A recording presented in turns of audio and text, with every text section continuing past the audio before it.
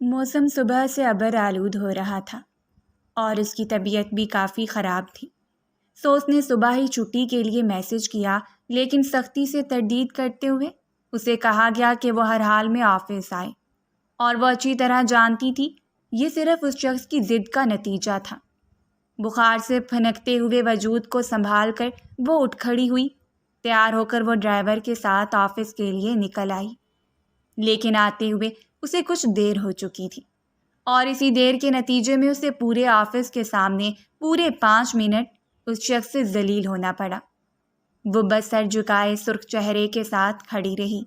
اس نے اسے جواب دینا بھی ضروری نہیں سمجھا تھا، جبکہ وہ اچھا خاصا دھاڑتے ہوئے اسے احساس دلا چکا تھا کہ اگر وہ اپنی غیر ذمہ دارانہ حرکتوں سے باز نہیں آ سکتی تو گھر بیٹھ جائے، یہاں اس کی کوئی ضرورت نہیں ہے۔ اور اتنی تذلیل کے بعد اس نے بس ایک نظر چلاتے ہوئے جہانگیر خان کو دیکھا تھا اور پلٹ گئی، جبکہ اس شخص کو اس بات پر بھی غصہ آیا تھا۔ وہ اچھی طرح جانتی تھی کہ معاملہ اس کے لیٹ آنے کا نہیں، وہ جہانگیر کی اصل نفرت اور غصے سے واقف تھی، اور وہ کس بات کی بھڑاس نکال رہا تھا اسے بھی وہ بخوبی سمجھتی تھی۔ لیکن خاموشی اس کا بہترین حل تھا، ایک تو بخار اور دوسرا آتے ہی تلخ مزاجی۔ پورا دن ہی عجیب منحوسیت کی نظر ہو گیا۔ جب چھٹی کے وقت وہ سکھ کے سانس خارج کرتے ہوئے باہر نکلی تو بارش شروع ہو چکی تھی۔ ڈرائیور نہ جانے کیوں اسے لینے نہیں آیا۔ وہ 2 بار کال کر چکی تھی، لیکن ایک تو شدید بارش اور دوسرا ٹریفک اسے آنے میں دیر ہو گئی۔ اس شخص کی ضد کی وجہ سے وہ آفس میں نہیں رک سکتی تھی، بلکہ باہر سڑک پر ایک بے نام سے شیڈ کے نیچے کھڑی ہو گئی۔ جب وہ گاڑی بڑھاتے ہوئے اس کے قریب آ گیا، شیشہ نیچے کرتے ہوئے اس نے جھک کر اس کا چہرہ دیکھا تھا۔ آ جاؤ، گاڑی میں بیٹھو، تمہارا ڈرائیور بھی تمہاری طرح ہی ڈھیٹ ہے۔ اس شخص کے لہجے میں اتنی زہر تھی کہ اس نے سرخ نظروں سے اسے دیکھا۔ اب وہ اس کے آفس سے نکل آئی تھی اور وہ اس وقت اس پر کوئی حق نہیں جما سکتا تھا۔ سراسر غلط فہمی ہے آپ کی مسٹر خان کہ میں آپ کے اس کھٹارا جہاز میں بیٹھ کر گھر تک جاؤں گی۔ آپ جا سکتے ہیں، ڈرائیور جب بھی آیا میں آ جاؤں گی، فکر مت کریں۔ چباتے ہوئے لفظ ادا کر کے اس نے جس لہجے میں کہا تھا، جہانگیر خان کے تو اچھے خاصے ہوش ٹھکانے آ گئے۔ اس کا بس نہیں چلا کہ وہ اس لڑکی کو گھسیٹتے ہوئے گاڑی میں ڈال لیتا، لیکن بے بسی تھی کہ وہ کچھ بھی نہیں کر سکتا تھا۔ سو ایک کھا جانے والی نظر اس پر ڈالتے ہوئے اس کے وجود پر لعنت بھیج کر وہ آگے بڑھ گیا، جبکہ وہ زہر اگلتی ہوئی نظروں سے اس کی گاڑی کو دیکھتی رہی۔ بڑا آیا میرا ہمدرد، اس نے بڑبڑاتے ہوئے کوفت بھری نظر گاڑی پر ڈالی۔ ڈرائیور کو کون سی موت نے گھیر لیا تھا جو اس نے اتنا ٹائم لگا دیا؟ بارش اب کچھ کم ہوئی اور وہ شیڈ کے نیچے سے نکل کر سڑک پر چلنے لگی۔ ویسے بھی وہاں لڑکوں کا رش جمع ہو چکا تھا اور وہ اس حالت میں یہاں کھڑے ہونے کا رسک نہیں لے سکتی تھی۔ اسے بہتر لگا کہ وہ تھوڑا دور تک پیدل چل لے، تب تک شاید ڈرائیور بھی آ جائے۔ وہ آج اس کی اچھی خاصی کلاس لینے کے موڈ میں تھی۔ گھر سے اس نے جتنی مشکل سے جاب کی پرمیشن لی تھی یہ صرف وہ جانتی تھی۔ آج تک خان حویلی کی کسی بھی لڑکی نے اتنا بڑا قدم نہیں اٹھایا تھا، لیکن وہ اپنے بلبوتے پر اپنی تعلیم کو ضائع نہیں کرنا چاہتی تھی۔ اس نے کہہ دیا کہ وہ بزنس جوائن کرنا چاہتی ہے اور جہانگیر خان ہتھے سے ہی اکھڑ گیا۔ بابا، اب کیا ہمارے گھر کی لڑکیاں ہمارے مد مقابل آ کر بزنس میں ہمارا ہاتھ بٹائیں گی؟ تو پھر بہتر ہے کہ ہم چوڑیاں پہن کر گھر بیٹھ جائیں۔ اس نے اپنی دقیانوسی سوچ کا مظاہرہ کیا اور روحانہ اسے دیکھتی رہ گئی۔ کیسا پڑھا لکھا جاہل شخص تھا جو عورتوں کے آگے بڑھنے کے خلاف تھا۔ تایا ابو، یہ میرا حق ہے، میں اپنی تعلیم ضائع ہوتے ہوئے نہیں دیکھ سکتی۔ وہ بھی ضد پر اٹک گئی۔ جمشید صاحب نے بھی کافی کوشش کی تھی کہ وہ اپنی ضد چھوڑ دے اور اس بات سے دستبردار ہو جائے، لیکن اسے ضد پر قائم دیکھ کر بالآخر انہوں نے اتنی سہولت دی تھی کہ وہ جہانگیر کے ساتھ ہی آفس جوائن کر لیں اور اس کی سیکرٹری کے طور پر اس کے انڈر کام کرتی رہے۔ اسے یہ کبھی بھی منظور نہیں تھا۔ وہ جانتی تھی کہ جہانگیر خان اسے ٹکنے نہیں دے گا، اور وہی ہوا۔ اس شخص نے اسے بات بات پر ذلیل کرنا شروع کر دیا۔ کام کا برڈن، ذلالت، لیکن وہ بھی روحانہ خان تھی، ہار ماننا اس نے سیکھی بھی نہیں تھی۔ اپنی ذہانت کے بل بوتے پر وہ اپنے پیروں پر کھڑی ہو چکی تھی۔ ان دونوں میں اتنا اتفاق نہیں تھا، وہ ایک گھر سے آتے ہوئے ایک ہی گاڑی کا استعمال کر لیتے۔ اسے ڈرائیور چھوڑ جاتا اور لے جاتا، جبکہ جہانگیر خان اپنی گاڑی پر آتا تھا۔ آفس میں کسی کو اس بات کی بھنک بھی نہیں تھی کہ وہ جہانگیر خان کی کزن ہے یا وہ دونوں ایک ہی فیملی سے بلانگ کرتے ہیں، اور نہ ہی وہ اسے کبھی اتنی عزت دیا کرتا تھا۔ روحانہ کو بھی اس کی موجودگی، اس کے رویے اور اس کے اعتراضات سے ذرا برابر فرق نہیں پڑتا تھا۔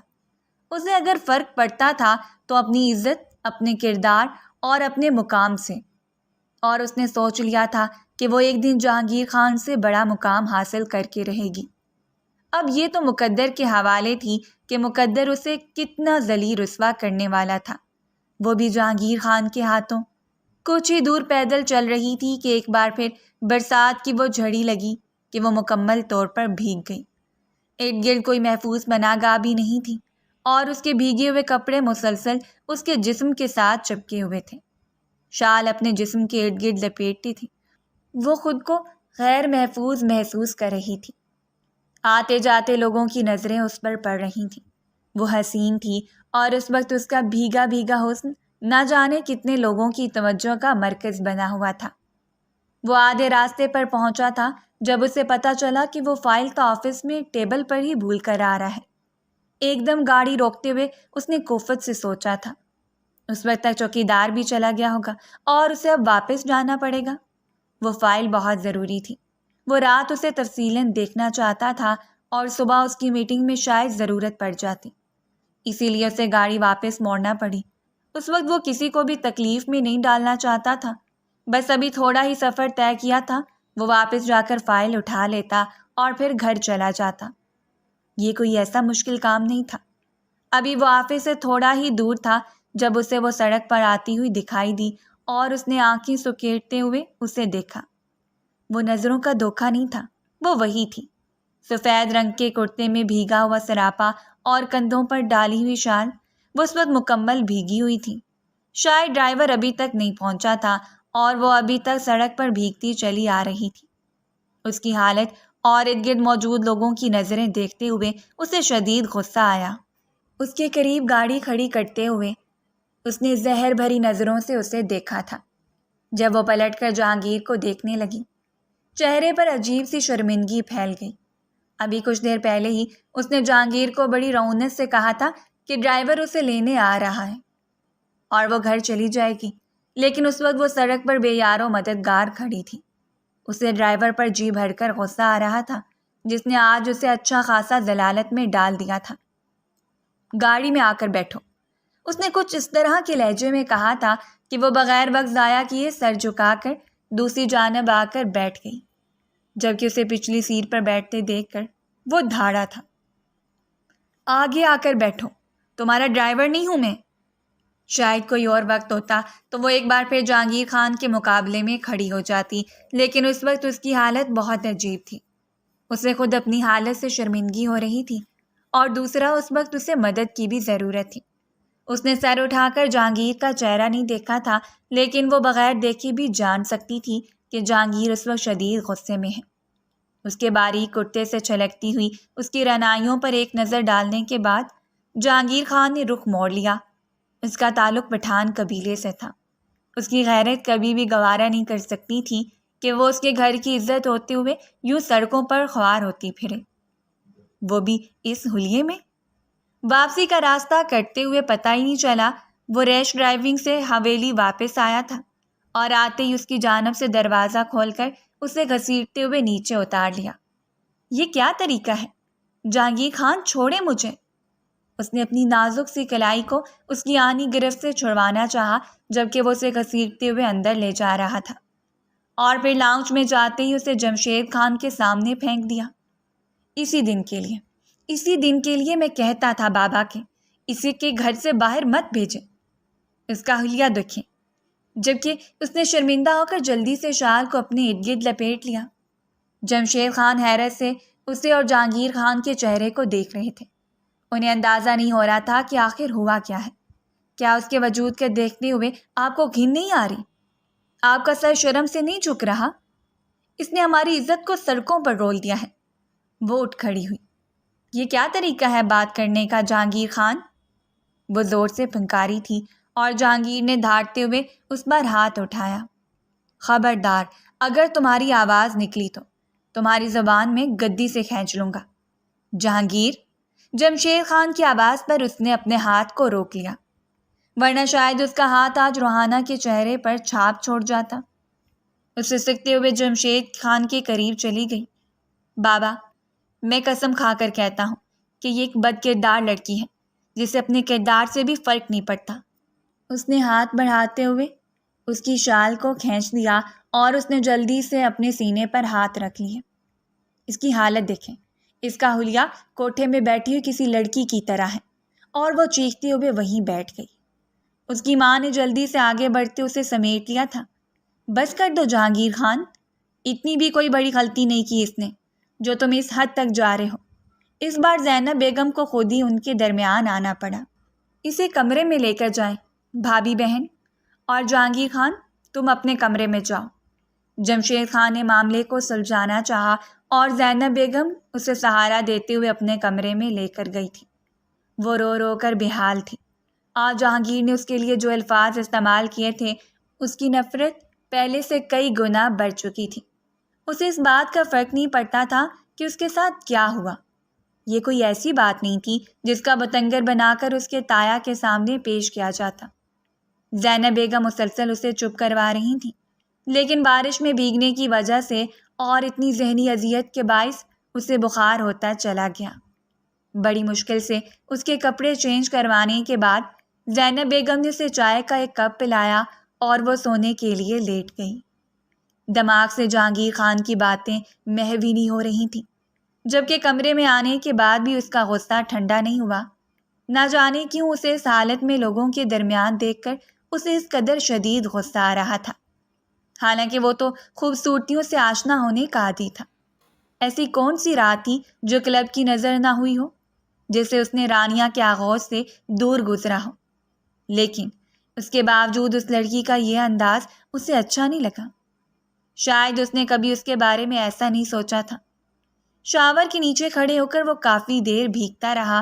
جب اندر کی جلن کم ہوئی تو کپڑے چینج کرنے کے بعد وہ اوندے منہ ہی بیڈ پر لیٹ گیا، اور دماغ کے پرسکون ہوتے ہی اس کے سارے اعصاب پرسکون ہوتے گئے اور وہ گہری نیند میں ڈوبتا چلا گیا۔ اس وقت وہ مکمل طور پر بخار میں پھنک رہی تھی۔ آج جو کچھ تم نے میرے بارے میں کہا ہے میں کبھی نہیں بھول سکتی جہانگیر خان۔ تم نے مجھے ایک طوائف سے تشبیہ دی ہے، حالانکہ تم جانتے ہو کہ میں ایک عزت دار لڑکی ہوں۔ وہ مسلسل اس سے مخاطب تھی۔ میں تایا ابو کو ثابت کر کے بتاؤں گی کہ میں نہیں بلکہ تم ایک بد کردار لڑکے ہو۔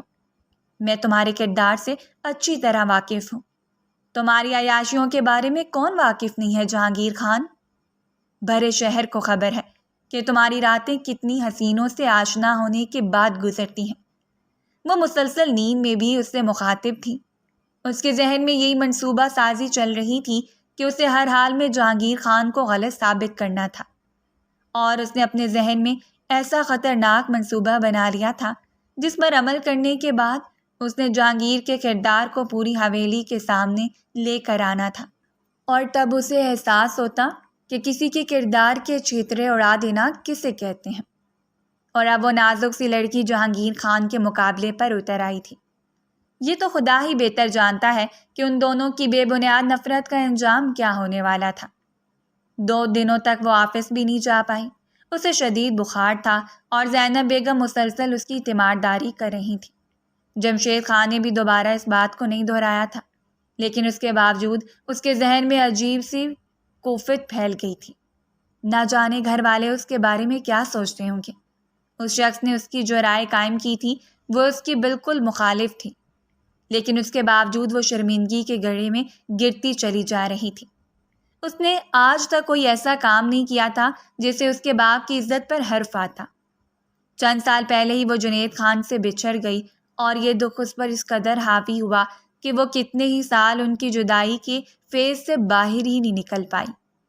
وہ جنید خان سے بے پناہ محبت کرتی تھی، اور وہ بھی۔ آخر وہ ان کی اکلوتی اولاد تھی اور ان کے جینے کا سہارا۔ لیکن اچانک ہونے والے ہارٹ اٹیک نے جنید خان کو پل بھر میں دوسری دنیا میں پہنچا دیا، اور وہ ہاتھ ملتی رہ گئی۔ اس نے کبھی نہیں سوچا تھا کہ جنید خان سے اتنا جلدی بچھڑ جائے گی، لیکن شاید موت کبھی وارننگ دے کر نہیں آتی۔ اس کے بعد کتنے سال اسی دکھ بھری کیفیت کی نظر ہو گئے، لیکن اس دکھ سے نکلنے کے لیے ہی اس نے باہر کی دنیا میں جھانک کر دیکھا تھا۔ وہ دیکھنا چاہتی تھی، زمانے کی رسومات کو اپنے ذہن کو محدود کرنے کی بجائے مصروف کر دینا چاہتی تھی۔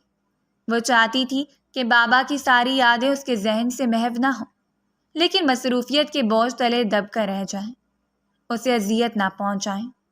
لیکن یہاں آ کر اسے جتنی اذیت کا سامنا کرنا پڑا تھا، اسے جنید خان کی یاد پہلے سے زیادہ ستا رہی تھی۔ کاش وہ ہوتے تو شاید جہانگیر خان کا منہ نوچ لیتے، جس نے ان کی بیٹی کے لیے اتنے گھٹیا الفاظ استعمال کیے تھے۔ ایک قدرت کی جانب سے دیا گیا موقع تھا، یا بدلہ لینے کے لیے ایک راہ۔ جب اس روز اسے پتہ چلا کہ گھر کے سب افراد دعوت پر جا رہے ہیں، شاہانہ بیگم جو کہ جہانگیر خان کی خالہ تھی، عمرہ پر جانے کا ارادہ رکھتی تھیں، اور عمرہ پر جانے سے پہلے انہوں نے گھر کے سبھی افراد کی دعوت کی۔ وہ بیماری کی وجہ سے نہیں جا پائیں۔ اس نے ریسٹ کو ترجیح دی کیونکہ وہ صبح آفس جانے کا ارادہ رکھتی تھی۔ زینب بیگم نے کافی اصرار کیا، لیکن اس نے کہہ دیا کہ وہ گھر پر ہی رکے گی، جبکہ اسے معلوم نہیں تھا کہ جہانگیر خان بھی گھر رکنے والا ہے، اور جہانگیر خان کو معلوم نہیں تھا کہ وہ گھر رک چکی ہیں۔ اس وقت وہ اپنے کمرے میں تھی، کتاب کا مطالعہ کرتے ہوئے۔ اس نے ملازمہ سے کہہ دیا تھا کہ اسے کھانے کے لیے ڈسٹرب نہ کرے، جب بھی اس کا دل چاہے گا وہ خود ہی جا کر کچھ کھا لے گی۔ لہٰذا ملازمہ نے بار بار اس کے دروازے پر جانے کی ضرورت محسوس نہیں کی۔ جہانگیر کو تھوڑا سا کام تھا۔ کام کرنے کے بعد اسے رانیہ کی کال آ گئی، اور اس نے رانیہ کو باتوں باتوں میں ہی بتا دیا کہ گھر کے سبھی افراد چلے گئے ہیں، گھر پر صرف ملازمین ہیں، اور رانیہ چہک اٹھی۔ تو پھر ایسی صورتحال میں میرے بنا گزارا کیسے ہو رہا ہے؟ اس نے ٹھلاتے ہوئے کہا تھا، اور جہانگیر کے چہرے پر مسکراہٹ بکھر گئی۔ اب جب تک تمہیں اپنی آغوش میں جائز طریقے سے نہیں لے آتے، تمہارے بغیر گزارا ہی کرنا ہے۔ اس نے صوفے کی پشت سے ٹیک لگاتے ہوئے خاص رومانوی انداز میں کہا تھا۔ چلے، جو آپ کی مرضی، لیکن ہم بات چیت تو کر سکتے ہیں، ایک ساتھ وقت تو گزار سکتے ہیں۔ اس نے ایک نئی فرمائش کر دی، اور جہانگیر کو خاموش ہونا پڑا۔ ٹھیک ہے، کچھ دیر کے لیے گھر آ جاؤ۔ اس نے پہلی بار اجازت دی تھی، اور رانیہ خوشی سے پھولے نہیں سما رہی تھی۔ ٹھیک ہے، ڈرائیور کو بھیجو، میں ابھی آ رہی ہوں۔ اور جہانگیر نے ڈرائیور بھیج دیا۔ کچھ ہی دیر کے بعد وہ حویلی میں آتے ہوئے سیدھا جہانگیر کے کمرے کی جانب گئی۔ اندر داخل ہوتے ہی وہ جہانگیر کے سینے سے چمٹ گئی۔ میں اتنا ایکسائٹیڈ تھی تمہارا گھر دیکھنے کے لیے، اور فائنلی آج میں نے دیکھ ہی لیا۔ سب کچھ کتنا شاندار ہے جہانگیر۔ وہ مڑ مڑ کر سب کچھ دیکھ رہی تھی، اور جہانگیر اس کی خوشی سے دمکتے ہوئے چہرے کو مسکراتے ہوئے دیکھ رہا تھا۔ رانیہ نے کمرے کا دروازہ بند کرتے ہوئے خود کو جہانگیر کی باہوں میں دے دیا۔ اب میں آپ سے جی بھر کر باتیں کروں گی، اتنی باتیں جتنی میرے دل میں ہیں۔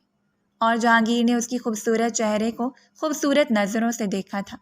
جی محترمہ، آپ کے پاس کچھ ہی وقت ہے، جتنی باتیں کرنی ہے کر لیں، کیونکہ اس کے بعد میرے گھر والے آنے والے ہیں، اور آپ کو ان سے پہلے یہاں سے چلے جانا ہے۔ اس کے قریب بیٹھتے ہوئے وہ اسے بلا وجہ چپک کر باتوں میں مشغول تھی، اور جہانگیر انہماک سے اس کی باتیں سن رہا تھا۔ وہ کافی دیر کتاب کا مطالعہ کرتی رہی۔ جب کچھ دیر کے بعد اسے بھوک کا احساس ہوا تو وہ کچن میں چلی آئی، جہاں ملازمہ جوس تیار کر رہی تھی۔ اس نے اجنبی سے ملازمہ کو دیکھا۔ تم کس کے لیے جوس تیار کر رہی ہو؟ گھر میں تو کوئی نہیں ہے۔ اور جو بات ملازمہ نے اسے بتائی تھی وہ کتنی ہی دیر اس کا چہرہ دیکھتی رہی۔ دماغ میں اور ہی ترکیبیں چل رہی تھیں۔ بی بی جی، جہانگیر خان سے ملنے کے لیے ان کی کوئی دوست آئی ہیں، اور وہ دونوں اس وقت کمرے میں ہیں۔ مجھے جوس بنانے کا حکم ملا ہے۔ وہ خاموشی سے سر جھکا کر کچن سے نکل گئی۔ ملازمہ جوس بنانے کے بعد جہانگیر کے کمرے میں جوس دے کر واپس آئی، اور جس وقت ملازمہ نے دروازہ کھولا تھا اس نے جھانکتے ہوئے دیکھ لیا تھا وہ لڑکی کمرے میں ہی تھی۔ ملازمہ کے نکلتے ہی وہ دبے قدموں سے چلتے ہوئے ایک بار پھر ان کے دروازے کے قریب گئی، اور ہاتھ بڑھاتے ہوئے دروازے کو باہر سے مقفل کر دیا۔ اسی وقت وہ اپنے کمرے میں آئی، اور کمرے میں آتے ہی اس نے موبائل نکال کر تایا کو کال کی تھی۔ تایا ابو، جلدی سے حویلی واپس آ جائیں، مجھے آپ سے بہت ضروری بات کرنی ہے۔ وہ اتنی تیزی میں تھی کہ جمشید خان کو خدشات نے گھیر لیا۔ سب خیریت تو ہے نا؟ انہوں نے فکر مندی سے پوچھا تھا۔ جی جی، سب خیریت ہے، پلیز آپ جلدی سے آ جائیں، اور ماما اور تائی کو بھی ساتھ لے کر ہی آئیں، آپ سے بہت ضروری بات کرنی ہے۔ اور جمشید خان نے کال کاٹ دی۔ وہ وہاں سے نکل آئے تھے۔ وہ چمکتی ہوئی آنکھوں سے سینے پر بازو لپیٹے ان کے کمرے کے بند دروازے کو دیکھ رہی تھی۔ اس نے اتنی احتیاط سے دروازہ باہر سے بند کیا تھا کہ اندر بیٹھے نفوس اندازہ ہی نہیں لگا پائے کہ وہ کس جال کا شکار ہو چکے ہیں۔ جہانگیر خان کے قریب آ کر اس سے باتیں کرتے ہوئے رانیہ اسے اپنی جانب متوجہ کر رہی تھی۔ اس نے جان بوجھ کے شرٹ کے 2 بٹن کھول دیے اور جہانگیر کے بے حد قریب ہوتے ہوئے اس کے احساسات کا امتحان لے رہی تھی۔ بار بار اس کے سینے پر ہاتھ پھیرتے ہوئے وہ اسے اپنی موجودگی کا احساس دلاتی، جبکہ جہانگیر اب بھی اسے باز رکھنے کی کوشش میں تھا۔ لیکن کب تک؟ آخر وہ مرد تھا اور اس وقت وہ دونوں اکیلے تھے۔ رانیہ جس وقت اس کے سینے سے جا لگی، اس نے بھی ہار مانتے ہوئے بازو اس کی پشت پر باندھتے ہوئے اسے مزید اپنے قریب کر لیا اور نرمی سے اس کے لبوں کو چھو لیا۔ ان کے جسم میں انگارے پھیلنے لگے۔ رانیہ نے مزید اصرار کیا لیکن وہ بھی انکار کر رہا تھا۔ جب دھڑام سے کمرے کا دروازہ کھلا اور آنے والی ہستی کو دیکھ کر وہ وہیں سن کھڑا رہ گیا۔ بابا، اس نے بس ہر کسی سرگوشی کی تھی اور جمشید خان کا غصے سے سرخ ہوتا چہرہ دیکھ کر باقی الفاظ منہ میں ہی دم توڑ گئے۔ رانیہ جیسی چال باز لڑکی کے لیے بہت بڑا موقع تھا۔ اس نے مزید اس کے سینے میں منہ چھپاتے ہوئے جان بوجھ کر ایکٹنگ کرتے ہوئے خود کو جمشید صاحب کی نظروں میں لانا چاہا، جبکہ زینب بیگم اور سعدیہ بیگم تو دروازے میں ہی حیران کھڑی تھی، اور ان کے پیچھے سینے پر بازو لپیٹے کھڑی وہ جہانگیر خان کی نظروں سے پوشیدہ نہیں رہ پائی۔ اس کے چہرے پر پھیلی ہوئی طنزیہ مسکراہٹ، آنکھوں کی چمک، اور اسے پل بھر میں اندازہ ہو گیا کہ کھیل کس کی جانب سے کھیلا جا رہا ہے، اور وہ بری طرح سے اس کھیل کا شکار ہوا تھا۔ جمشید خان کے تھپڑ نے اس کے چہرے کو سرخ کر دیا۔ زندگی میں پہلی بار تھا جب جمشید خان نے اس پر ہاتھ اٹھایا تھا اور پھر گھسیٹتے ہوئے اس لڑکی کو دور کر دیا۔ ابھی اور اسی وقت اس حویلی سے چلی جاؤ۔ یہ نہ ہو کہ حویلی کو تمہارے آنے کی خبر ہو لیکن تم اس حویلی سے جاتا ہوا کوئی نہ دیکھے۔ جمشید خان کے لہجے میں اتنی سختی اور دھمکی تھی کہ وہ فوری طور پر اپنا بیگ اٹھاتے ہوئے رفو چکر ہو گئی۔ تایا کے گھر میں آتے ہی وہ سب سے پہلے اسے جہانگیر کے کمرے کی جانب لے کر گئی تھی۔ آج اس نے رنگے ہاتھوں اس شخص کو پکڑوا کر بد کردار ثابت کر دیا تھا ان سب لوگوں کی نظروں میں جن لوگوں کی نظروں میں وہ کل اسے بد کردار کہتے ہوئے اس کی عزت کی دھجیاں اڑا چکا تھا۔ وہ قدم قدم اٹھاتے ہوئے اس کے بالکل سامنے آ کر کھڑی ہو گئی۔ اب اس حوالے سے آپ کیا کہیں گے جہانگیر خان؟ کل تک تو آپ ایک معصوم اور عزت دار لڑکی کے کردار کی جانب انگلی اٹھا رہے تھے، اب اپنے کردار کی بات آئی تو آپ کا کیا کہنا ہے؟ اس نے طنزیہ مسکراہٹ سے جہانگیر خان کی آنکھوں میں دیکھا تھا جسے مسلسل شعلے نکل رہے تھے۔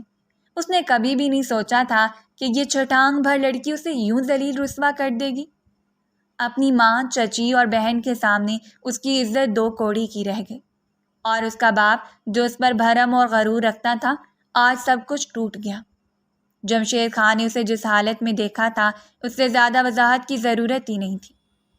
اس رات وہ جمشید خان کے کمرے میں آیا اور آتی ان کے پیروں میں بیٹھ گیا۔ بابا، مجھے معاف کر دیں لیکن میرا ایسا کوئی ارادہ نہیں تھا۔ آپ یقین کریں کہ میں آج تک اس لڑکی کے ساتھ ناجائز تعلقات میں ملوث نہیں ہوں۔ اور جمشید خان نے اسے خود سے دور دھکیل دیا۔ میں نے جس حالت میں تمہیں دیکھا ہے کیا اس کے بعد بھی تمہاری وضاحت دینا بنتی ہے؟ اور وہ شرم سے سر جھکائے بیٹھا رہا۔ اس گھر میں تمہاری جوان بہن ہے، تمہاری چچا زاد بہن ہے، تم ان پر کیا چھاپ چھوڑے ہو؟ جہانگیر خان، تم ہمارا بھرم اور ہمارا غرور تھے، لیکن تم نے جس طرح ہمیں ذلیل و رسوا کیا ہے ہمیں سب کی امید نہیں تھی۔ ایک غیر اور بدذات لڑکی کو ہمارے مد مقابل لا کر کھڑا کر دیا، ہمارے سامنے ہمارے سینے پر آگ جلانے کے لیے۔ جمشید خان کا غصہ کسی طور پر کم نہیں ہو رہا تھا لیکن وہ سر جھکائے ان کے قدموں میں بیٹھا رہا۔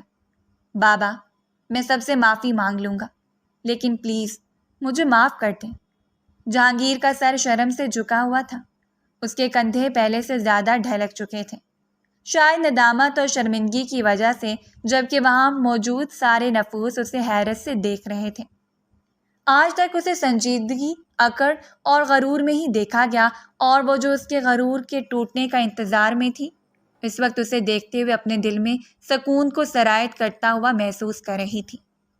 آخر تمہاری بد کرداری کو ثابت کر کے میں نے تمہارا غرور توڑ ہی دیا جہانگیر خان۔ تم یاد رکھو گے کہ تمہارا کس سے پالا پڑا ہے۔ اب تمہیں ساری عمر نہیں بھولنے والا کہ بد کردار اصل تھا کون۔ وہ شاید ایک آخری رات تھی، اور اس رات کے بعد جہانگیر خان جیسے مر گیا۔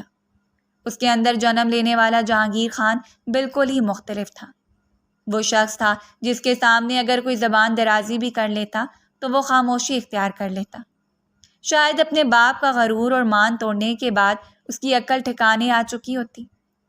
اس نے اپنے باپ کے ساتھ ساتھ گھر کے سبھی افراد سے معافی مانگ لی تھی، حتیٰ کہ اس سے بھی۔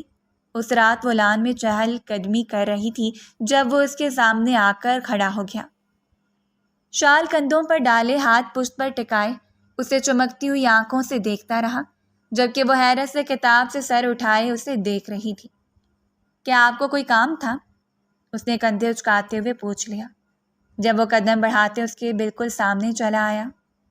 تمہارا تایا زاد ہوں، کام کے علاوہ تم سے بات نہیں کر سکتا۔ اس کا لہجہ عجیب تھا۔ وہ کافی دیر اس کے چہرے کو دیکھتی رہی۔ پشت پر پھیلے ہوئے بال اڑتے ہوئے اس کے چہرے کا طواف کر رہے تھے۔ فرمائیے، کیا مدد کر سکتی ہوں میں آپ کی؟ اس نے بھنویں اچکائے۔ وہ نوٹ کر چکی تھی کہ اب جہانگیر خان کا رویہ پہلے سے کافی بدل چکا ہے۔ وہ آفس میں بھی اس کے ساتھ بد اخلاقی کا مظاہرہ نہیں کرتا، بلکہ ہمیشہ اس کی محنت کو سراہتا ہے۔ اسے جہاں بھی ضرورت ہو اپنی ضرورت پرووائڈ کرتا ہے۔ سو وہ بھی تحمل مزاجی سے کام لیتے ہوئے بات کر رہی تھی۔ میں تم سے معذرت کرنے آیا ہوں۔ اس روز میں نے تمہارے لیے جو الفاظ استعمال کیے اور اس کے بعد جو کچھ میرے ساتھ ہوا، اس سب کے لیے مجھے معاف کر دو۔ اور وہ اپنی بڑی بڑی بھوری آنکھیں کھولے اس کے وجی چہرے کو دیکھتی رہی۔ سامنے کھڑا شخص نیند یا نشے کی حالت میں نہیں تھا، بالکل ٹھیک حالت میں اس کے سامنے کھڑا تھا، جبکہ اس کے یوں دیکھنے پر اس نے مسکراہٹ دباتے ہوئے سر جھکا لیا۔ میں جانتا ہوں کہ شاید تمہیں ہضم نہ ہو، لیکن میں حقیقت میں بدل چکا ہوں، اور اس روز کے بعد وہ حقیقت میں بدل گیا۔ ہر ایک نے یہ تبدیلی نوٹ کی تھی، اور گھر کے سب افراد بے پناہ خوش تھے۔ سب نے محسوس کیا تھا کہ وہ پہلے کی طرح وسیلہ نہیں رہا، ہر بات پر ضد نہیں کرتا، اپنی عزت پر کمپرومائز نہیں کرتا۔ اس سے بڑھ کر انہیں کیا چاہیے تھا؟ اس بات کو 2 ماہ گزر چکے تھے، اور ان 2 مہینوں میں اس نے جہانگیر خان کو جتنا بدلا ہوا دیکھا تھا، وہ کتنی دیر بے یقین سے کھڑی رہ جاتی۔ اب وہ ایسا جہانگیر بن چکا تھا جس کی توجہ ہر لڑکی حاصل کرنے کے لیے بےتاب رہے، جس کی طلب میں موجود عاشق اس کی ایک نظر الفت پانے کے لیے بےتاب رہے۔ لیکن وہ تو کسی اور کے نام کا پروانہ ہو چکا تھا۔ جب روحانہ کو یہ معلوم ہوا کہ تایا اس کی مرضی سے اس کی ماں سے رشتہ طلب کرنا چاہتے ہیں، تو وہ حیرت سے بیٹھی رہی، دل مسلسل کانپ رہا تھا۔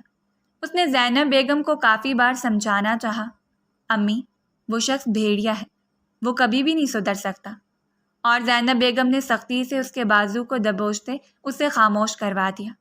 خبردار، انہی کے گھر میں رہتے ہوئے، انہی کا کھاتے ہوئے تمہیں ان کے خلاف بولتے ہوئے شرم نہیں آئی کہ ان کی تربیت تھی کہ وہ آج تک اپنی بیٹی کے منہ سے کوئی بھی برا لفظ نہیں سن سکتی تھی؟ کیا مطلب ہے آپ کا ان کا نہیں کھا رہی؟ اس سب میں میرے باپ کا حصہ ہے۔ وہ بھی بلا کی ہٹ درم تھی۔ زینب بیگم نے اس کی ضد کے آگے خاموشی اختیار کر لی۔ ویسے بھی وہ اس حق میں نہیں تھی کہ ان نازک معاملات میں زبردستی کی جائے۔ اس رات وہ خود اس کے کمرے میں چلا آیا۔ وہ کافی خوشگوار موڈ میں تھی۔ اپنے کمرے میں جہانگیر خان کو آتا ہوا دیکھ کر حیرت کھڑی ہوئی، جبکہ وہ چہرے پر سنجیدگی سجائے آہستگی سے قدم اٹھا کر کمرے میں داخل ہوا تھا۔ کیا ہم بات کر سکتے ہیں تھوڑی دیر؟ اس نے شکستہ لہجے میں کہا، اور وہ بس کھڑی اسے دیکھتی رہی۔ دل چاہا تھا کہ وہ اسے یہیں سے واپس بھیج دے، لیکن پھر اسے مناسب نہیں لگا۔ بابا جان کی خواہش ہے کہ تم اس شادی سے انکار مت کرو۔ شاید وہ یہ چاہتے ہیں کہ وہ اپنے بھائی کی بیٹی کو اپنی بہو کے روپ میں دیکھیں۔ وہ کچھ عجیب سی تذبذب کا شکار تھا۔ اس وقت وہ حد سے زیادہ معصوم لگ رہا تھا جبکہ وہ اس کا چہرہ دیکھتی رہی۔ اور آپ کیا چاہتے ہیں جہانگیر خان؟ آپ میرے مزاج سے اچھی طرح واقف ہیں۔ میں ایک آزادی سے جینے والی لڑکی ہوں جسے اپنے پیروں پر کھڑا ہونا آتا ہے۔ آپ کو تو میری یہ سوچ سے اعتراض تھا، تو پھر بیوی کے روپ میں مجھے… اس نے دانستہ طور پر اپنی بات کو ادھورا چھوڑ دیا۔ وہ بہت پہلے کی بات ہے خانم، سب کچھ گزر چکا ہے۔ اسے فراموش کریں اور نئی زندگی کے بارے میں سوچیں۔ مجھے یقین ہے کہ جہانگیر خان کی ہمراہی آپ کے قدموں کی زنجیر نہیں بنے گی۔ اس کے ساتھ ہی اس نے آگے بڑھتے ہوئے نرمی سے اس کے ہاتھوں کو تھام لیا تھا۔ میں نہیں جانتا تھا کہ شدت سے نفرت پھر دلی لگاؤ کو کیسے جنم دیتی ہے، لیکن اب مجھے اندازہ ہونے لگا ہے، اور وہ حیرت سے وہیں کھڑی رہی۔ وہ شخص اس سے دلی طور پر وابستہ ہو چکا تھا، اور یہ حقیقت اس کے لیے ناقابل یقین تھی۔ وہ کافی دیر اسے دیکھتی رہی۔ یہ آغاز تھا۔ عمومی طور پر لڑکیاں چاہے جتنی بھی مضبوط ہوں، لیکن عمر کے ایک خاص حصے میں وہ وقت ضرور آتا ہے جب وہ جذباتی طور پر پاگل پن کا مظاہرہ کرتی ہیں، اور شاید وہ بھی اس وقت اسی پاگل پن کا شکار ہو گئی۔ ویسے بھی یہ کوئی عام بات نہیں تھی۔ سامنے کھڑا شخص جہانگیر خان تھا، جس کی ایک مسکراہٹ پر لاکھوں لڑکیاں دل ہار جایا کرتی تھیں۔ تو وہ کس کھیت کی مولی تھی؟ اس نے صرف 2 بار قدم بڑھائے اور پھر وہ اس کی جانب راغب ہونے لگی۔ آہستہ آہستہ اس کے بارے میں سوچنے لگی اور حالات اس کے بس سے نکلتے چلے گئے۔ اس نے خود کو ہمیشہ مضبوط رکھا تھا، لیکن نفرت کا وہ مصنوعی سا خول ٹوٹا تو محبت بھی اتنی شدت اختیار کر گئی۔ وہ جہانگیر خان کے نرم لہجے، اچھے رویے کی عادی ہو گئی، اور شاید یہ بات ہی اس کی زندگی میں قیامت خیزی لے کر اترنے والی تھی۔ اس روز اس نے تایا کو خود ہی اقرار کر دیا، جبکہ وہ شخص سر جھکائے بیٹھا رہا۔ مجھے جہانگیر خان سے شادی کرنے میں کوئی اعتراض نہیں ہے تایا ابو۔ اور گھر میں خوشی کی لہر دوڑ گئی۔ فوری طور پر نکاح کی تیاریاں شروع ہونے لگیں۔ وہ سب لوگ اسی کے اقرار کے انتظار میں تھے، ورنہ ساری تیاریاں مکمل تھیں۔ جمشید صاحب تو یہی چاہتے تھے کہ ان کے بھائی کی یتیم بیٹی ان کے بیٹے سے منسلک ہو جائے۔ ایک طرف تو ان کی اچھائی کا بول بالا ہو، اور دوسری طرف گھر کی جائیداد گھر میں ہی رہ جائے۔ ان کی اپنی بھی ایک بیٹی تھی جس کے لیے ابھی تک تو انہوں نے کچھ بھی نہیں سوچا تھا۔ اس کے بعد جہانگیر خان کا دوسرا فیصلہ بھی اس کے لیے حیرت کا باعث بنا، جب جہانگیر خان نے جمشید صاحب کے سامنے یہ شرط رکھی کہ وہ چاہتا ہے کہ ان دونوں کو علیحدہ گھر لے کر وہیں منتقل کیا جائے، کیونکہ وہ نہیں چاہتا کہ ان کی پرائیویسی ڈسٹرب ہو۔ ویسے بھی وہ اپنی زندگی کی شروعات بہتر طریقے سے کرنا چاہتے ہیں، جس میں کسی کی مداخلت نہ ہو۔ اس کی ماں حیرت سے اس کا چہرہ دیکھتی رہی۔ یہ کوئی نئی شادی نہیں ہے جہانگیر خان، تم اسے کچھ زیادہ ہی رنگ دینے کی کوشش کر رہے ہو۔ امی جان، یہ میری زندگی ہے، میں اور روحانہ اسے بہترین انداز میں گزار سکتے ہیں۔ مجھے لگتا ہے کہ یہاں کے رسم و رواج، یہاں کے اصول اور یہاں کی دیواریں ہماری زندگی میں دشواریاں پیدا کریں گی۔ اسے اپنی بات منوانے کا ہنر تھا، اور اس نے وہ بات بھی منوا لی۔ بالآخر وہ دن بھی آ گیا جس دن وہ عروسی لباس میں اس کی دلہن بنے بالکل تیار بیٹھی تھی۔ چہرے پر عجیب سے رنگ جگمگا رہے تھے۔ ہاتھوں پر خوبصورتی سے سجی ہوئی مہندی میں جگمگاتا ہوا اس کا نام ایک الگ ہی حیثیت رکھتا تھا۔ وہ کتنی دیر اپنی ہاتھوں کو دیکھتی رہی۔ کیا تھا اور آج وقت کیا سے کیا ہو گیا۔ اس نے سوچ لیا تھا کہ وہ جہانگیر خان کے ماضی کو نہیں دہرائے گی۔ وہ کبھی بھی اس کی ذات میں جھانکنے کی کوشش نہیں کرے گی۔ وہ شخص اس کا ہے اور ہمیشہ اسی کا ہی رہے گا۔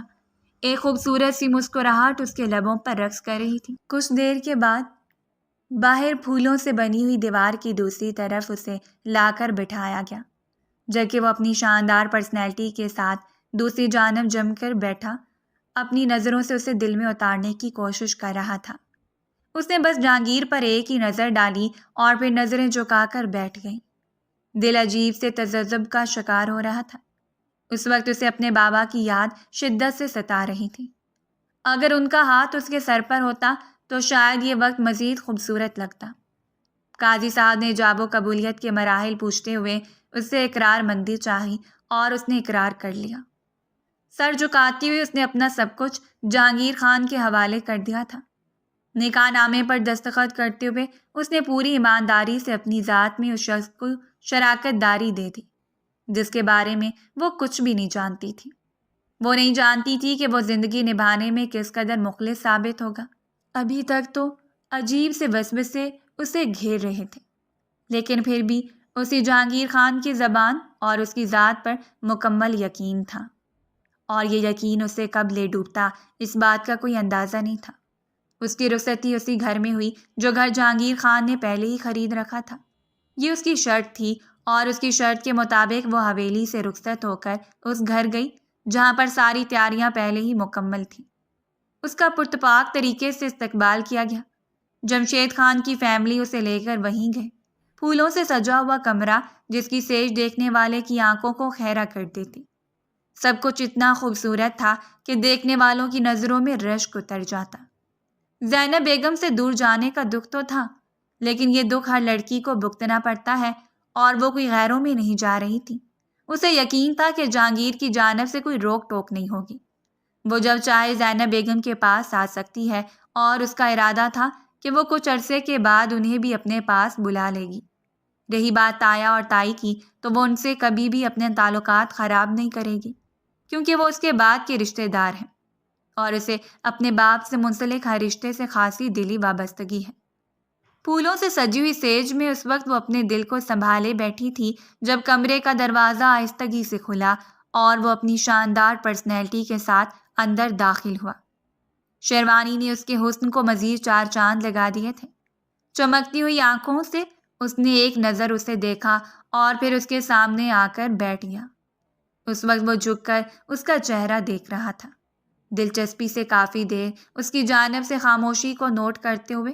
روحانہ نے نظریں اٹھا کر اس کا چہرہ دیکھا تو اس کے چہرے پر پھیلی ہوئی عجیب سی چمک نے اس کے دل کو دھڑکا دیا تھا۔ کیا ہوا؟ آپ کوئی بات نہیں کریں گے؟ اس نے آہستگی سے دہرایا، جبکہ ایک زوردار قہقہے نے اس رات کی خوبصورتی کو ایک بھیانک رنگ دے دیا۔ میں سوچ نہیں سکتا تھا کہ تم اتنا پاگل پن اور بے وقوفی پر اترنے والی لڑکی ہو۔ بس تمہیں دیکھ کر یہی اندازہ لگا رہا ہوں کہ یہ جوانی بڑے جذبات کسی کو بھی ٹکنے نہیں دیتے۔ نہ جانے اس کے لہجے میں کیا تھا، مقابل کو سانپ سونگھ گیا۔ کیا مطلب؟ کیسی باتیں کر رہے ہیں آپ جہانگیر؟ اس کا وجود کپکپا اٹھا تھا۔ ایک انجان سے اندیشے نے اسے گھیر لیا۔ بالکل ویسی باتیں کر رہا ہوں جیسی تم سمجھ پا رہے ہو، بالکل تمہاری طرح منافقت میں ڈوبی ہوئی۔ نہیں، بلکہ اب مجھے منافقت کرنے کی کیا ضرورت ہے؟ وہ سب کچھ تو حاصل ہو چکا ہے جس کے لیے میں نے اتنا کھیل رچایا۔ ویسے تو میں داد دینی پڑے گی، جہانگیر خان کی ملٹی ٹیلنٹڈ ہونے میں کوئی شک نہیں ہے۔ وہ خود کو داد دے رہا تھا۔ ایک لڑکی کی زندگی اس کے ہاتھوں سے برباد ہوگی اور اسے کوئی دکھ ہی نہیں تھا۔ جب وہ ہونک بنی اس کا چہرہ دیکھتی رہی اور پھر آگے بڑھتے اس کا گریبان تھام لیا۔ اگر یہ مذاق ہے تو بہت بھیانک مذاق ہے جہانگیر خان۔ وہ چیخ پڑی تھی اور جہانگیر خان نے اسے گردن سے دبوچ لیا۔ خبردار، اگر تمہاری آواز اس کمرے کی دیواروں سے باہر گئی تو میں تمہاری زبان کاٹ کر کتوں کے آگے ڈال دوں گا۔ بہت شوق تھا نا تمہیں ہیرو بنتی کا؟ اب بھگتو۔ سب کی نظروں میں مجھے گرا کر تم ثابت کیا کرنا چاہتی تھی؟ میں گھٹیا کردار کا مالک ہوں تو سن لو، یہی میرا کردار ہے، اور اب اسی کردار کے ساتھ تمہیں زندگی گزارنی ہے۔ میرے خیال میں یہ سزا تمہارے لیے بہترین ہے۔ اس سے بڑی سزا تو میں تمہارے لیے منتخب کر ہی نہیں سکتا۔ اور اس نے سچ کہا تھا، وہ رات قیامت خیز تھی۔ اس نے سوچا تھا کہ وہ جتنی خوبصورت ہوگی، اس نے اپنی زندگی میں اتنی خوبصورت رات کو تصور بھی نہیں کیا ہوگا، لیکن اور آج اتنی بھیانک تھی کہ اس کی نس نس میں زہر بن کر اتر گئی۔ میں تمہیں کبھی معاف نہیں کروں گی جہانگیر خان، تم نے مجھے توڑ دیا ہے۔ وہ اسے مکمل توڑتے ہوئے اپنی شدتیں اس کے جسم میں انڈیل کر واپس ہٹا تھا۔ جب وہ روتے ہوئے اسے مخاطب ہوئی اور وہ ایک پل کے لیے اس کی آنکھوں کو دیکھتا رہا۔ وہ حسین تھی، بلا شبہ اتنی حسین تھی کہ کوئی بھی اسے دیکھتا تو ایمان ڈگمگا جاتا، لیکن وہ کیا کرتا؟ آج تک چاہنے کے باوجود وہ اس کے لیے وہ جگہ بنا ہی نہیں پایا جو جگہ وہ ڈیزرو کرتی تھی۔ جس روز اس نے اسے گھر بھر کی نظروں میں گرا دیا تھا، اس نے اس روز ہی سوچ لیا تھا اور پھر اس نے وہ ڈرامہ رچایا جس کے بارے میں کوئی بھی تصور نہیں کر سکتا تھا۔ دیکھ لو، تمہارے اور میرے درمیان یہ راز راز ہی رہے گا۔ ہمارا رشتہ کیسا ہے اس بات سے تو صرف تم واقف ہو یا صرف میں، اور جس روز کسی تیسرے کے علم میں یہ بات آئی اس روز تمہارے وجود پر طلاق کا دھبا بھی لگ جائے گا، اور میرے خیال میں یہ تم نہیں چاہتی۔ اور سچ بھی یہی تھا، وہ ایک مشرقی لڑکی تھی۔ اس نے آج تک نہیں چاہا تھا کہ وہ طلاق سے داغدار ہو کر باپ کی دہلیز پر واپس لوٹ جائے، جہاں کوئی بھی اس کا منتظر نہیں تھا۔ اس کی بوڑھی ماں جو شاید صدمے کو برداشت نہ کر پاتی۔ یہ فیصلہ اسی کا فیصلہ تھا، اور اس رات اس نے دل پر پتھر رکھتے ہوئے طے کر لیا کہ وہ اپنی زندگی کو اسی طرح نبھائے گی۔ اگر حالات کبھی اس کے بس میں ہوئے اور خدا نے اس شخص کا دل اس کی جانب موڑ دیا تو وہ سمجھ لے گی کہ اسے اپنی ساری زندگی کی ریاضت کا صلہ مل گیا، اور اگر نہ ملا تو اس سے زیادہ وہ کچھ سوچنا بھی نہیں چاہتی تھی۔ اس نے مکمل طور پر اسے اپنے بس میں کر لیا تھا۔ اس کے آنے جانے پر مکمل پابندی عائد کر دی گئی۔ کسی سے بات کرنا، کسی سے ملاقات کرنا، یہ سب کچھ وہ جہانگیر خان کی مرضی کے مطابق ہی کر سکتی تھی، اور اس کی مرضی کے خلاف اگر وہ ایک قدم بھی اٹھاتی تو اس کی سزا اس سے بھگتنا پڑتی۔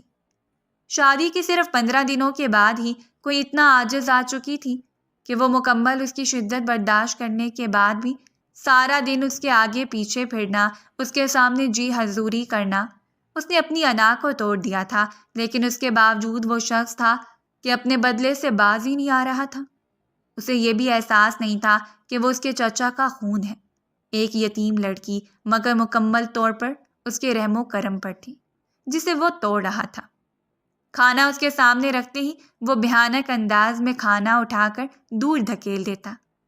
کوئی بھی ایسا موقع نہیں تھا جس پر وہ اسے ذلیل نہیں کرتا تھا، اسے تضحیک کا نشانہ نہیں بناتا، اسے اپنے سے دوچار نہیں کرتا۔ لیکن وہ خاموش ہو جاتی، اور شاید خاموشی ہی اس کے لیے بہت بڑا نقصان ثابت ہو رہی تھی۔ وہ دوبارہ اپنی روٹین میں واپس لوٹ آیا۔ ایک بار پھر رانیہ نے اس کی زندگی میں شاندار انٹری دی تھی۔ وہ تو اس بات پر ہی سیکپا اور ناراض تھی کہ اس نے رانیہ کو بتائے بغیر ہی شادی کر لی، حالانکہ وہ رانیہ سے وعدہ کر چکا تھا کہ وہ اگر شادی کرے گا تو اس سے، اور وہ بھی اس حسین خواب کو آنکھوں میں چھپائے بیٹھی تھی کہ وہ خان حویلی کی بہو بنے گی۔ اس رات وہ اس سے ملاقات کرنے کے لیے اس کے گھر پر گیا۔ رانیہ اپنے ماموں کے ساتھ رہائش پذیر تھی، جبکہ اس کے مطابق اس کی باقی ساری فیملی بیرون ملک آباد تھی۔ اس کے ماموں نے اسے جانے کے لیے کہہ دیا کیونکہ رانیہ اس سے ملاقات نہیں کرنا چاہتی تھی، جبکہ وہ اتنے دن رانیہ کو نہ دیکھتے ہوئے مکمل تڑپ رہا تھا۔ میں صرف اس سے بات کرنا چاہتا ہوں۔ رانیہ سے تم کوئی بات نہیں کرو گے، جو بات کرو گے مجھ سے کرو گے۔ اگر تم رانیہ سے نکاح نہیں کر سکتے تو چپ چاپ اس کی زندگی سے نکل جاؤ، کیونکہ ہم عزت دار لوگ ہیں، اور رانیہ میرے پاس امانت ہے۔ یہ مشتاق علی تھا، رانیہ کا ماموں۔ وہ چپ چاپ واپس لوٹ آیا۔ اس کے ذہن میں عجیب ہی پریشانی پھیلی ہوئی تھی۔ وہ جانتا تھا کہ اگر وہ رانیہ سے نکاح کر لے گا تو اس کا باپ کبھی بھی راضی نہیں ہوگا، جبکہ دوسری طرف وہ لڑکی تھی جس سے وہ نفرت کرنے کے باوجود اسے خود سے دور نہیں بھیج سکتا تھا۔ اسے یقین تھا کہ رانیہ جب اس کی زندگی میں آ جائے گی تب اسے اس کے قریب نہیں جانے دے گی، اور اسے کبھی بھی برداشت نہیں تھا کہ وہ اسے نظر انداز کر کے اسے اپنی زندگی سے جانے دیتا، جسے اس نے بڑی مشکلوں کے ساتھ حاصل کیا تھا۔ آخر وہ اس کی زندگی میں نہیں رہے گی تو وہ اسے احساس کیسے دلائے گا کہ وہ اس کے لیے کوئی حیثیت نہیں رکھتی۔ اس کے سارے خوابوں کو اس کی آنکھوں میں توڑ کر اس کی مرجھائی ہوئی شکل و صورت کو دیکھتے ہوئے اس کے دل میں ٹھنڈک پھیل جاتی۔ ایک بے بنیاد سب بدلا جو اسے چین نہیں لینے دیتا تھا۔ اس رات وہ کمرے میں آیا تو پیچھے ہی وہ اس کے کمرے میں آئی۔ چائے بناؤں آپ کے لیے؟ اس نے دروازے سے جھانکتے ہوئے پوچھا تھا۔ جب اس نے پلٹ کر اسے دیکھا، گہرے نیلے رنگ کے سوٹ میں اس کا وجود جگمگا رہا تھا۔ اس نے بے اختیار ہی اسے بازو سے تھامتے ہوئے اپنے قریب کر لیا۔ جب میں زیادہ ٹینشن میں ہوتا ہوں تب میرے قریب آنے کی کوشش کیوں کرتی ہوں؟ شاید تمہارے دماغ میں یہی چل رہا ہوتا ہے کہ میں تمہاری طلب کروں گا۔ اس نے ایک بار پھر اس پر طنز کیا تھا، جبکہ وہ سرخ چہرے کے ساتھ سر جھکا گئے۔ زندگی میں جو کچھ گزر چکا ہے اسے بھول جائیں جہانگیر، چلیں خوبصورت آغاز کرتے ہیں۔ جبکہ وہ اس کا چہرہ دیکھتے ہوئے ہنس دیا۔ آغاز؟ اور وہ بھی تمہارے ساتھ؟ میں تمہاری شکل پر تھوکنا بھی پسند نہیں کرتا روحانہ جہانگیر، تم نے ہمیشہ مجھے ضلالت سے دوچار کیا ہے، تو پھر مجھے چھوڑ کیوں نہیں دیتے؟ مجھے اپنی زندگی سے الگ کریں اور اپنی راہ چن لیں، جس پر چل کر آپ کو اپنی منزل مل جائے۔ اسے بھی اندازہ ہو چکا تھا کہ وہ دوبارہ رانیہ سے منسلک ہو چکا ہے، سو بھیگی ہوئی آنکھوں سے اس کا چہرہ دیکھتے ہوئے اس نے طنز کیا، جبکہ چھوڑنے کی بات پر وہ سیکھ پا ہو کر اس کی جانب بڑھا اور شدت سے اس کے لبوں پر جھک گیا۔ کافی دیر اپنی شدت سے آشنا کروانے کے بعد وہ پلٹا اور اس کا چہرہ دیکھتا رہا۔ آج تو میں نے تمہاری زبان سے یہ بات سن لی، اگر آئندہ بھی مجھے سننے کو ملی تو تمہاری گردن دبا دوں گا میں۔ اس نے بات ختم نہیں کی تھی، اس روز رانیہ کا سارا غصہ اس پر نکل گیا اور بالآخر وہ اس رات اس فیصلے پر آ کر اٹک گیا کہ اسے رانیہ سے نکاح کرنا تھا۔ وہ کسی بھی صورت رانیہ کو دھوکہ نہیں دے سکتا تھا، نہ ہی اسے دور رہ سکتا تھا۔ اس کی محبت تھی اور اس کے ساتھ 5 سال گزار چکا تھا۔ ایسا کیسے ممکن تھا کہ عین وقت پر اسے ہر چیز سے دستبردار کر دیتا؟ اس نے روحانہ کے سامنے بھی یہ بات کہہ دی اور روحانہ بس چپ چاپ گردن جھکائے اپنے آنسوؤں کو حلق میں اتارتی رہی۔ اس نے کتنا بڑا فیصلہ کیا تھا، اپنی زندگی کو بے مول کر دیا اس شخص کے لیے جو شخص اسے انسان بھی نہیں سمجھتا تھا، اور اب اس کے سامنے رونے گرگرانے کا کوئی فائدہ نہیں تھا۔ وہ چپ چاپ اٹھ کر چلی گئی۔ اگلے دن وہ ایک بار پھر مشتاق علی کے سامنے گیا۔ اس کے سامنے بیٹھا اس نے اپنے فیصلے کے بارے میں مشتاق علی کو بتایا تو اس کے چہرے پر مسکراہٹ پھیل گئی۔ ٹھیک ہے، تمہارا جو بھی فیصلہ ہے رانیہ کو آگاہ کر دوں گا، لیکن اس وقت میری بچی بہت بڑے ڈرامہ سے گزر رہی ہے۔ تمہاری شادی نے اسے مکمل طور پر توڑ کر رکھ دیا ہے۔ وہ حویلی جائے گی، ورنہ ہماری کچھ شرائط ہوں گی جو تمہیں ماننا پڑیں گی، کیونکہ ہمیں بھی سیکیورٹی چاہیے، اور میں اب اس بارے میں فکر مند ہوں کہ تمہارا باپ کبھی بھی اپنی بھتیجی کے مقابلے میں میری بھانجی کو قبول نہیں کرے گا۔ شاید مشتاق علی ٹھیک کہہ رہا تھا، میں ابھی اسے حویلی نہیں لے جا سکتا۔ آپ کو جو بھی شرائط لکھوانی ہے مجھ سے لکھوا لیجیے۔ ٹھیک ہے، پھر نکاح میرے گھر میں ہوگا، گواہ اور قاضی میرے ہی بلائے ہوئے ہوں گے۔ سب سے پہلے تو رانیہ کے نام پر ایک فلیٹ خریدو گے اور اس کے نام منتقل کرو گے، جہاں تمہاری زندگی کی شروعات ہوگی، اور رانیہ کو میں رخصت کر کے وہاں بھیجوں گا۔ کچھ مزید بھی شرطیں ہوں گی جو رانیہ کو چھوڑ دینے پر تم پر لاگو ہوں گی، اور وہ سب کچھ تم رانیہ کے نام کرنا ہوگا۔ اسے رانیہ پر آنکھیں بند کر کے یقین تھا، اسے یقین تھا کہ رانیہ کبھی بھی اس کے ساتھ دھوکہ نہیں کر سکتی۔ اگر وہ اپنا سب کچھ بھی اس کے نام کر دیتا تو بھی وہ اسی کی تھی۔ جب رانیہ اس کی تھی تو اس کے ساتھ منسلک ہر چیز پر جہانگیر خان ہی حق رکھتا تھا۔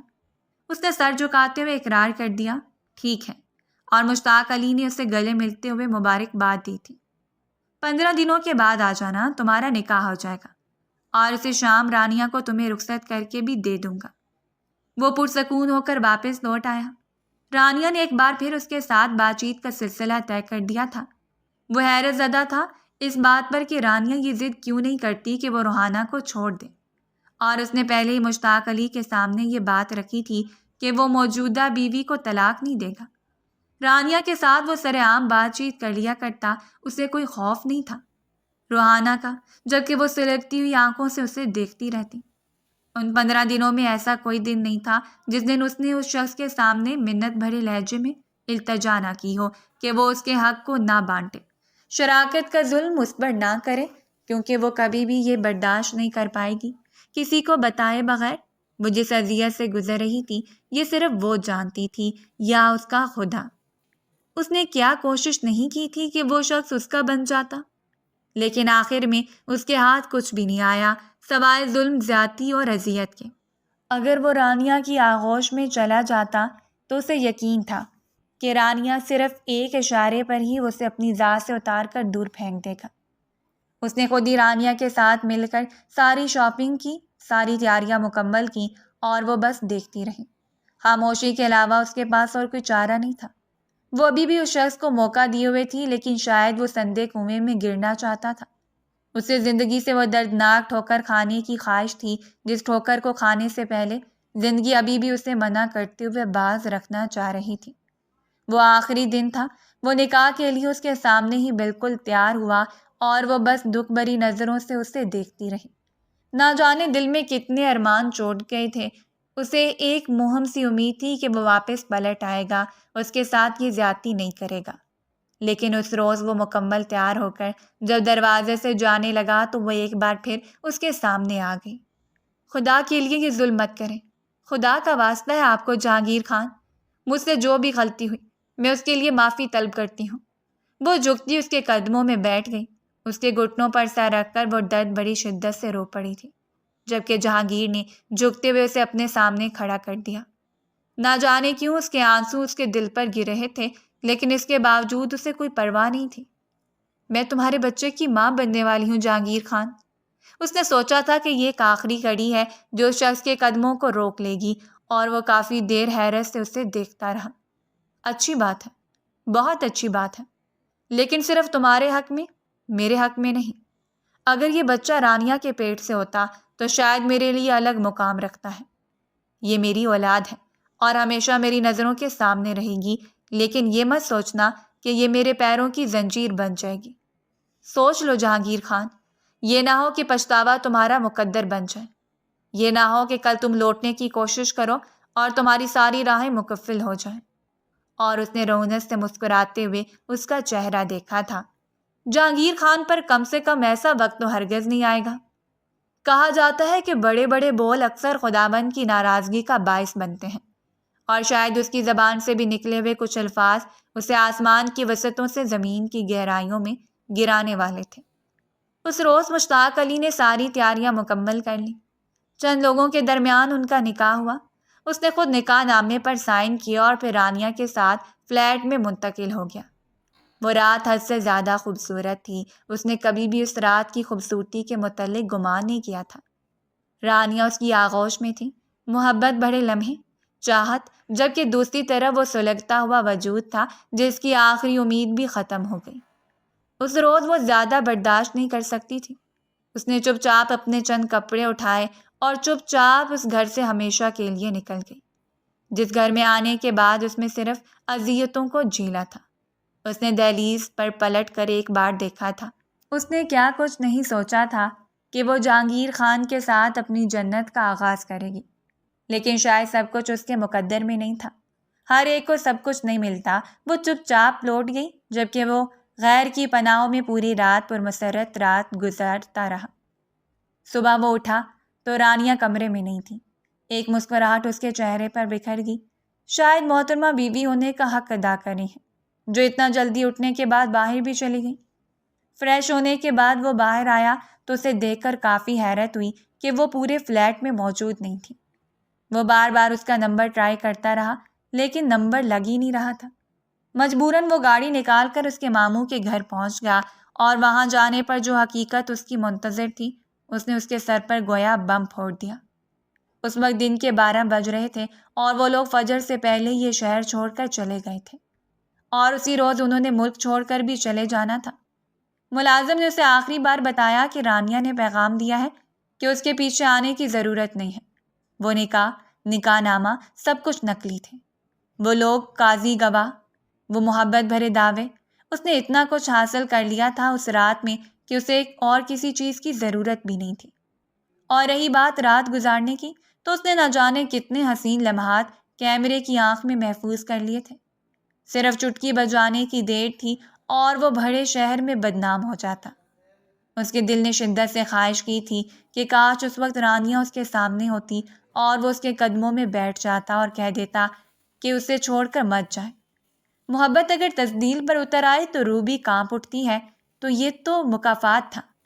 تو حقیقت میں بہت کچھ لے کر اس کی زندگی سے نکل گئی۔ اس نے پیچھے کرنے کی کوشش بھی کی تھی، لیکن اس کے ہاتھ کچھ نہیں آیا، اور جس روز وہ روحانہ کے پاس پلٹا تھا اس روز اسے پتہ چلا کہ روحانہ تو اسی دن ہی اس کا گھر چھوڑ کر چلی گئی تھی۔ وہ حواس باختہ ہو کر حویلی گیا اور جمشید خان نے اسے دروازے پر ہی روک دیا تھا۔ اب تمہارے لیے حویلی میں کچھ نہیں بچا، انہی قدموں پر واپس لوٹ جاؤ۔ تم محبت میں خدا بن بیٹھے تھے، اور مجھے اس بات کا اندازہ نہیں تھا کہ میری پرورش میں اتنا کھوٹ تھا۔ وہ آج بھارے ہوئے تھے، ان کے چہرے پر وہ پہلی شان و شوکت نہیں تھی۔ انہیں سب کچھ بتا دیا گیا۔ میں صرف ایک بار روحانہ سے ملاقات کرنا چاہتا ہوں۔ اور جمشید خان نے اسے آواز دیتے ہوئے روحانہ کو وہیں بلا لیا۔ جو بات کرنی ہے میرے سامنے کرو۔ وہ اس کی جانب بڑھا تھا۔ روحانہ، تمہیں اسے مجھے چھوڑ کر نہیں جا سکتی، میرا بچہ۔ اس سے پہلے کہ وہ بات مکمل کرتا جب ایک زناٹے دار تھپڑ اس کے منہ پر جا پڑا۔ لعنت ہے تم پر، تمہارے وجود اور تمہارے بے نام رشتے پر جہانگیر علی خان۔ نکل جاؤ میری زندگی سے اور دوبارہ لوٹ کر مت آنا۔ آج سے میں آزاد ہوں اپنے ہر فیصلے میں۔ جمشید خان نے اپنا سب کچھ اسی کے نام منتقل کروا دیا۔ اس کے لیے آنکھ نامے کے ساتھ ساتھ طلاق نامہ بھی تیار تھا۔ یہ راہ مکافات کی راہ تھی، یہ مشکل راہ تھی، لیکن اس نے یہ راہ خود اپنے لیے چنی تھی۔ کبھی کبھار ہم دوسروں کی نفرت میں خود کو برباد کر جاتے ہیں، اور وہ ایک ایسا شخص تھا جس نے ایک بے نام سی نفرت میں سب کچھ برباد کر دیا۔